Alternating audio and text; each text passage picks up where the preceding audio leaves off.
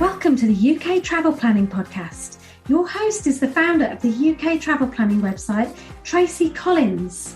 In this podcast, Tracy shares destination guides, travel tips, and itinerary ideas, as well as interviews with a variety of guests who share their knowledge and experience of UK travel to help you plan your perfect UK vacation. Join us as we explore the UK from cosmopolitan cities to quaint villages, from historic castles to beautiful islands, and from the picturesque countryside to seaside towns.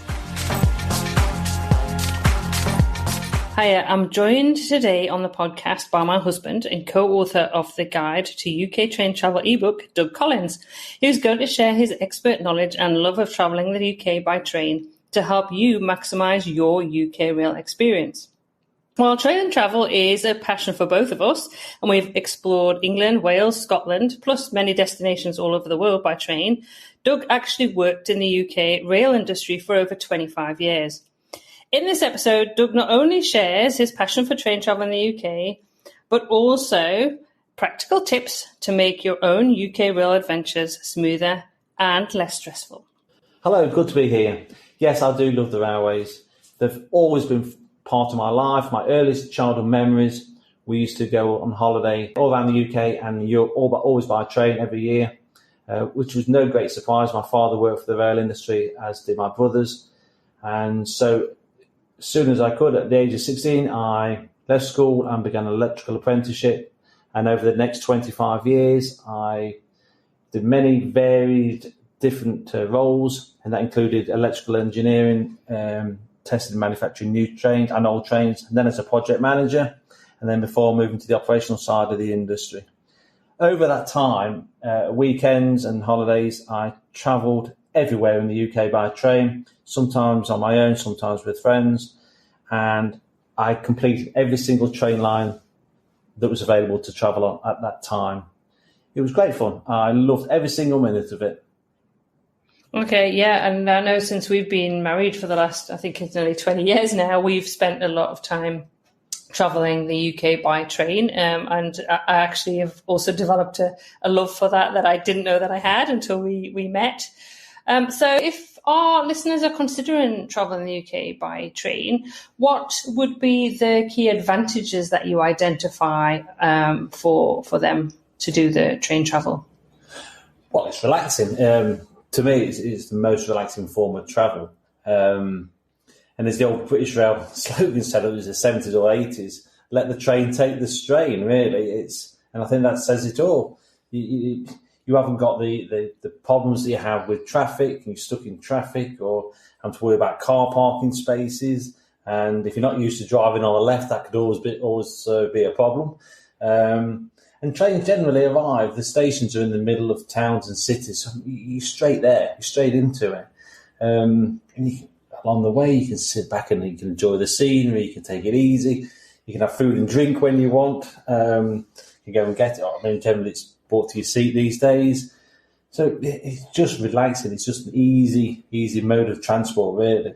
And the big advantage to me, and I know Tracy feel the same, is it's easy to socialise. It's just great fun talking to people on trains. We've met some real interesting people along our travels, and they've all got different stories to tell and to share, and people want to share them. Absolutely. I can think of the last time we took the Caledonian sleeper train from London Euston. I'll say that all the time. London Euston to Fort William, and I met this little old lady in the train corridor, and she was telling me all about the Glencoe massacre and the history behind the Campbells and the MacDonalds. And she was telling me that she was a MacDonald and she had married a Campbell, and that not to believe, but everybody said that actually, that feud still continued and Campbells did not marry MacDonald. And she was quite interested to know that actually I was a descendant of the Campbells. So that was amazing, and it stuck in my memory. It was absolutely fantastic, and definitely I think that for me is one of my favourite things about train travel, is just the people that you meet along the way. What about any disadvantages that you can identify to travel in the UK by train? Well, realistically, I mean, albeit the rail coverage is very good in the UK, they certainly don't go everywhere. And if they don't go everywhere, you're going to need other modes of transport, and that realistically could be costly and time consuming if you're against the clock. Also, if you travel generally with lots of luggage or baggage, you've got to carry it everywhere you go, and you've got to keep it to a minimal. But some trains are easier than others to store or stow luggage, and I know it can be a bit of a strain for some people if they can't always see their luggage throughout the journey. So, yeah, that can be a disadvantage if you're just totally unable to keep your baggage down to that sort of minimal, manageable level. Yeah, I definitely agree. And it's something that I've worked on over the years in terms of the amount of luggage that I take with me, especially when we're doing train travel anywhere actually in the world, but definitely something for listeners to consider. So obviously we've got lots of readers of our website and members of our UK travel planning Facebook community who they've said that they feel a little daunted and overwhelmed when it comes to planning their UK train travel.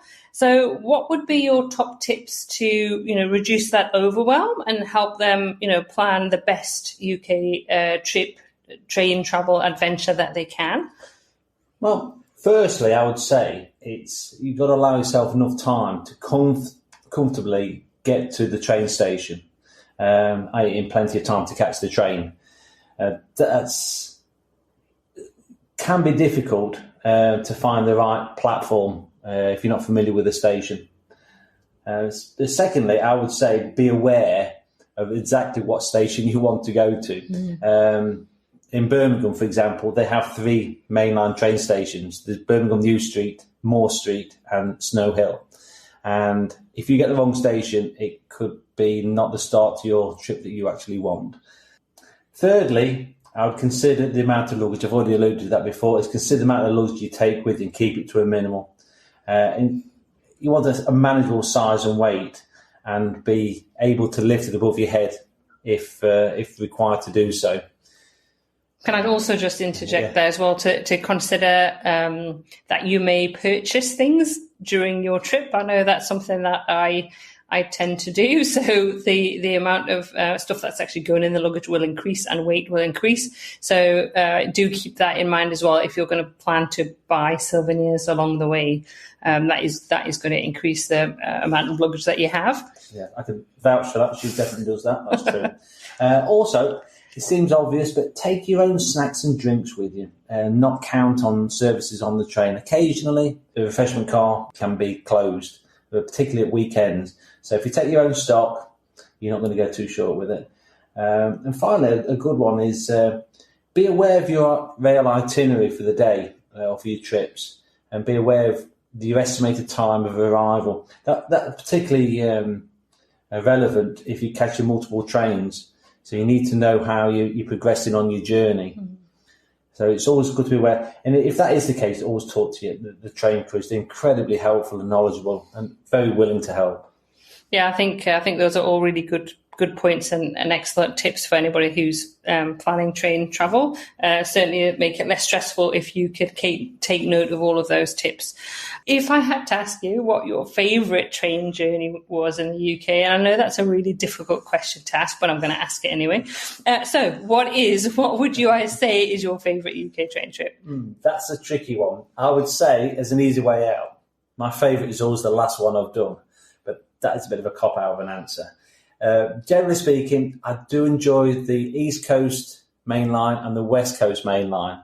So the East Coast Main Line runs from King's Cross in London, on the north of London, and that runs up into Edinburgh up the East Coast Main Line and stops at places like York, which are fantastic places to visit. The West Coast Main Line runs from London Euston to Glasgow Central. But a particular favourite, because it's from where I'm from, right in the middle of England, is what we call the cross-country lines, and running from Birmingham up to Edinburgh. And that runs through towns and cities, industrial areas, it runs through the countryside, it's a bit of everything. And it stops at a lot of the stations, and it isn't the fastest way to get to the north of England and Scotland, but to me, it's one of the most enjoyables. Many, as I say, that's from the area I'm from, in the middle of the country.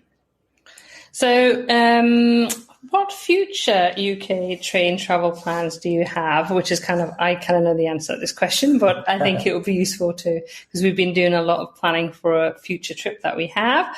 So I know we have some really exciting train travel plans in the offing. So would you like to share those? Well, there's always so many more things I want to do. There's always something new, and new trains. There's always a new place I want to go. But really, the one that we're planning to do this year is finally for me to experience the Jacobite Express that runs in North Scotland at the Highland Lines, and that goes from Fort William to Mallaig. And that's a steam train. For you Harry Potter fans will know all about that one, but I've never yet done it. So thoroughly looking forward to doing that one. And we've already booked that one. And also, what I want to do, as I said, I've already done all the train lines, but currently there's new lines opening up or reopening old closed lines and opening new stations. And so I need to experience those. I need to go on these new lines. Not to mention there's lots of preservation and vintage lines I want to go and see how much time we have to do those, particularly one down in Dartmouth, up in the south of England, up in Devon. I've always wanted to do. So I aim to do that as soon as I can.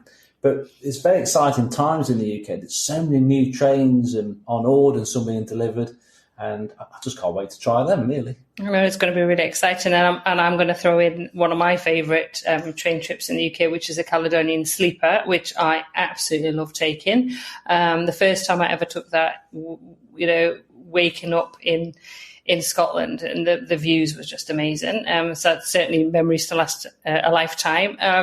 So I've taken that to Inverness, and we've done that up to Fort William, and we're hoping actually to do that the opposite way around, from Edinburgh down to London this coming June. So I'm really looking forward to that. Caledonian Sleeper is definitely one of those brilliant experiences. I know it's one of your favourites as well, but I did put you on the spot about trying to choose just one or two. If I could bring them all to mind, I would tell you a dozen more. There's just so many I enjoy. There's just so many. Well, thanks for kind of talking us through some of those tips, which will be really useful for listeners, and also considering the advantages and disadvantages of travelling in the UK by train. Obviously, Doug will be back in future podcast episodes to share more of his knowledge and expertise of the UK train travel. I know we are planning definitely to talk about the Caledonian Sleeper, again with some information and tips for readers about if you're considering booking that service. As I say, is one of our favourite trips, and if you're planning to add a trip to Scotland into your itinerary, it's a wonderful way to get up there. But for now, I'd like to say thanks for joining us in today's podcast. You will find a summary of Doug's train tips, plus links to our relevant train travel articles in the show notes for today's episode at uktravelplanning.com/episode 2. I will also include a link to our Guide to UK Train Travel ebook, which includes more tips, resources, and 12 done-for-you UK rail itineraries. Until next time, bye for now.